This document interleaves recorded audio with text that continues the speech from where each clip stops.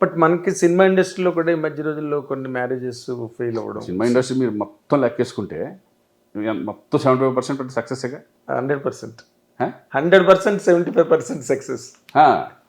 ఉంటాయి, కొన్ని ఉంటాయి, 24 కొంతమంది కొన్ని ఉంటుంది అంటే వాళ్ళల్లో అది కూడా ఎవరిని తప్పు పట్టడానికి లేదు. ఎందుకంటే వాళ్ళల్లో ఉన్న అండర్స్టాండింగ్స్ ఒకరికొకరు నిజంగా పడలేదనుకో, ఫస్ట్ మ్యారేజ్ చేసుకునే ముందు ఒక రకంగా ఉంటుంది, మ్యారేజ్ చేసుకున్న తర్వాత వాళ్ళ మెంటాలిటీస్ వాళ్ళు ఊహించుకోవచ్చు.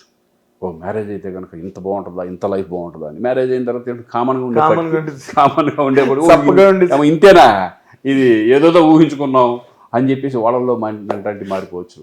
అదేలే, అంతే కదా. అంటే ఇద్దరు సెలబ్రిటీ స్టేటస్లో ఉన్నప్పుడే ప్రాబ్లం వస్తుంది మనకి. అభిమానని హిందీలో సెలబ్రిటీ స్కాటరే కాదు భయ్యా, నేను బయట వాళ్ళు ఎంతమంది విడిపోయారు బయట. ఇప్పుడు వాళ్ళు సెలబ్రిటీలు కాదు, సెలబ్రిటీలు కాని వాళ్ళకి డైవర్స్ అవ్వట్లేదా? ఎందుకు అవ్వట్లేదు? ఫ్యామిలీ కోర్టులో ఎక్కువ ఉన్నాయి. ఎంతమంది నాకు తెలిసిన వాళ్ళు చాలా మంది ఉన్నారు. మరి వాళ్ళు సెలబ్రిటీస్ కాదుగా, ఇంట్లో వాళ్ళు కుదిరించిన సంబంధమే అది, అంతే కదా. మ్యారేజ్ అరేంజ్ మ్యారేజ్ చేసుకున్న వాళ్ళు కూడా విడిపోతున్నారు. అవును, లవ్ మ్యారేజెస్ అని. అరేంజ్ మ్యారేజ్లో ఏంటంటే ఆడి గురించి ఈ అమ్మాయి తెలీదు, ఈ అమ్మాయి గురించి ఆడికి తెలీదు. అవును, అరేంజ్ మ్యారేజ్ చేసేసుకుంటున్నారు, చేసుకున్న తర్వాత ఇద్దరు మెంటాలిటీ కలదు, అప్పుడు ఓపెన్ అవుతారు, ఒకళ్ళు మ్యాచ్ అవ్వదు.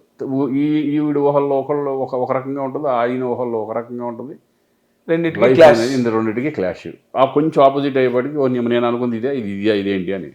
ఎగ్జాక్ట్లీ. ఒకటి ఉంటుంది, నా భార్య చక్కగా శారీ కట్టుకుని పొద్దున్నే లెగిసి తులసి తిరుగుతూ చక్కటి ఇది వేసుకొని చక్కగా సుప్రభాతం పెట్టుకుంటే చక్కగా కాఫీ కాసి ఏమండి కాఫీ తాగి లేవండి అని ఒక భర్త ఊహించుకుంటాడు. నాకు ఇటువంటి భార్య కావాలి చెప్తున్నా. ఇట్లా రకరకాలు భార్య భర్త బాగా చెప్పావు, భార్యది చెప్పు. కాదు, భర్త నేను కాబట్టి ఇప్పుడు మన ఆలోచనలు చెప్తున్నా, వాళ్ళ ఆలోచనలు ఎలా ఉంటాయని వాళ్ళు చెప్పాలి. మెర్సిడెస్ బెంజ్ మీద అలా వచ్చి దిగి వాళ్ళు వచ్చి ఎక్కడికన్నా చక్కగా ఇప్పుడు వీళ్ళే ఊహించుకుంటారు. భర్త వచ్చిన తర్వాత కొంచెం పాష్గా లైఫ్ కొంతమంది అలా ఊహించుకుంటారు. ఇప్పుడు భార్యను అలా ఊహించుకుంటారు, భర్తను ఏమనుకుంటారు, సరదాగా తిరుగుదాం, సినిమాలకు వెళ్దామనో లేకపోతే అక్కడికి వెళ్దామనో ఇక్కడికి వెళ్దామనో ఆ ఫీలింగ్స్ కొంతమంది ఉంటారు. ఈడు చూస్తే పొద్దున్న ఆఫీస్కి వెళ్తాడు, సాయంకాలం వస్తాడు, అలసిపోతాడు, పడుకుంటాడు. ఈవిడికి ఏం ఉండదు, ఇంటి పనులు చేసుకోవడం చెప్తే ఇదేనా లైఫ్ అనే ఫీలింగ్ ఆవిడకి ఉంటుంది.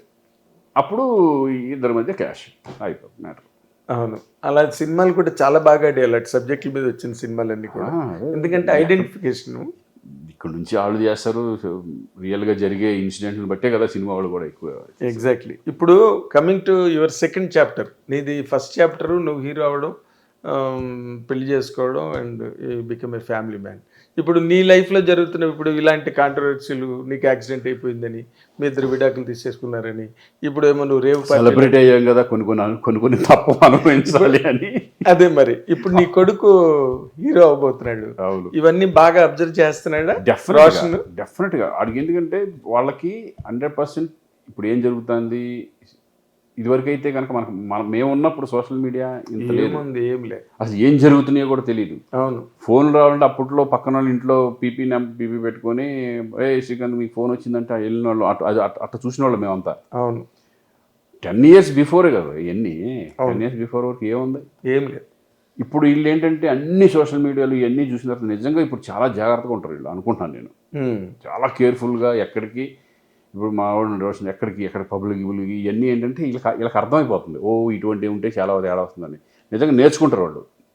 ఎగ్జాక్ట్లీ అనేది నేను 100% నమ్ముతాను. ఎందుకంటే ఇప్పుడున్న యంగ్ జనరేషన్ అందరూ కూడా ఇటువంటివన్నీ చూసుకుని ఏది ఇట్లా టీవీలో వచ్చాయి, ఇప్పుడు రేవ్ పార్టీలని, ఆ పార్టీలని, ఈ పార్టీలని, పోలీసులు, డ్రంక్ అండ్ డ్రైవ్లు, ఇవన్నీ చూసి నిజంగా వాళ్ళు చాలా బాగుపడతారని అనుకుంటున్నాను నేను, తెలుసుకుంటారని అనుకుంటున్నాను నేను. అదే ఒకళ్ళిద్దరు ఉంటారు మనకేంటిలే అనుకునేవాడు కొంతమంది ఉండొచ్చు.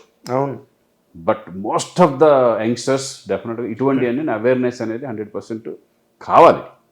అవేర్నెస్ అనేది ఇప్పుడు మీడియా అనేది 100% తప్పు ఎక్కడ జరిగిందో ఎత్తి చూపించడం అనేది 100% చేయాలి భయ్యా. అది లేకపోతే కనుక ఈ యూత్ అనేది ఇంకా బాగుపడరు, అది ఉండాలి. కానీ ఇప్పుడు మాకు ఇదేంటంటే అది తప్పని మేము అన్నాం, కానీ మా మీదకి వచ్చేప్పటికి ఏముందంటే లేనిది ఉన్నట్టుగా రాసినప్పుడే ప్రాబ్లం. ఎగ్జాక్ట్లీ, ఉన్నది ఉన్నట్టుగా చూపిస్తే ఎవడు ఏం చేయలేడు దాన్ని. ఎవరు ఏం చేయాలి, చేత కూడా లేదు. చేతకుడు లేనిది ఇది ఉంది అని చెప్పడం అనేది ఒక క్యారెక్టర్ మీద దీని మీద చేసినప్పుడు కొంచెం బాధ అనేది కలుగుతుంది. నాకు నిజంగా బాధ కలిగింది. అవును, పైగా ఇంట్లో ఉన్నప్పుడు ఫ్యామిలీతో కూర్చున్నప్పుడే ఈ ఇన్సిడెంట్లు. మొన్న ఇప్పుడు చూస్తే ఇద్దరు నవ్వుకుంటాం కదా, నవ్వుకోవడం కాదు, ఫీల్ అవుతాం. ఫీల్ వస్తుంది. అవును, ఫీల్ అవుతుంది. ఏంటి ఇట్లా జరుగుతుంది, బాధ కలుగుతుంది కదా. మీడియా అందుట్లో నాకు 3 ఇన్సిడెంట్లు నాకే జరగడం.